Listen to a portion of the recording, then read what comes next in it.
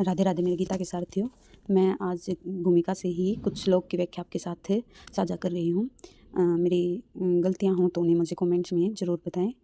गीता अध्ययनम शीलस्य प्राणायाम परस्य च नैव सन्ति ही पापानि पूर्व जन्म कृतानि च।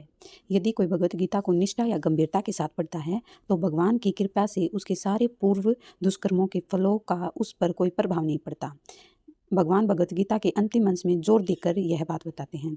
धर्मान् परित्यज्य मामेकं शरणं व्रज अहम तवाम सर्व पापेभ्यो मोक्ष्यामि मा शुच। अर्थात भगवान कहते हैं, सब धर्मों को त्याग कर एकमात्र मेरी ही शरण में आओ, मैं तुम्हें समस्त पापों से मुक्ति कर दूंगा। तुम डरो मत। इस प्रकार अपनी शरण में आए भक्तों का पूरा उत्तरदायित्व भगवान अपने ऊपर ले लेते हैं और उसके समस्त पापों को क्षमा कर देते हैं।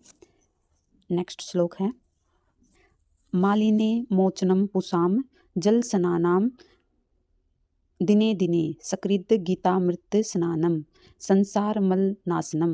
अर्थात भगवान कहते हैं इस श्लोक में हमें समझाते हुए, मनुष्य जल में स्नान करके नित्य अपने को स्वच्छ कर सकता है, लेकिन यदि कोई भगवत गीता रूपी पवित्र गंगा जल में एक बार भी स्नान कर ले तो वह भौतिक जीवन की मलिनता से सदा सदा के लिए मुक्त हो जाता है।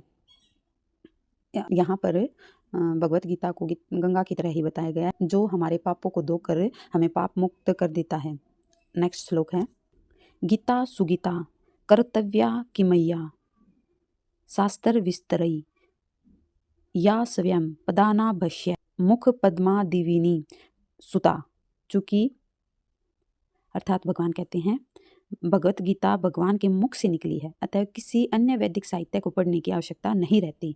उसे केवल भगवत गीता का ही ध्यानपूर्वक और मनोयोग से श्रवण तथा पठन करना चाहिए। वर्तमान युग में लोग सांसारिक कार्यों में इतने व्यस्त हैं कि उनके लिए समस्त वैदिक साहित्य का अध्ययन कर पाना कठिन है। मैं इन चारों श्लोकों को पढ़ने के बाद यह कहना चाहूँगी कि जब भी हमें टाइम मिलता है 10-15-20 मिनट, अगर हम 10-15-20 मिनट निकाल के डेली एक एक श्लोक भी गीता का पढ़े ना, तो भी हमारे समस्त पाप धुल कर हमारा उद्धार होता है। हमें कृष्ण प्रेम की प्राप्ति होती है। कहीं ना कहीं हमें जो कष्ट उठाने पड़ सकते हैं उन कष्टों से हमारी मुक्ति होती है।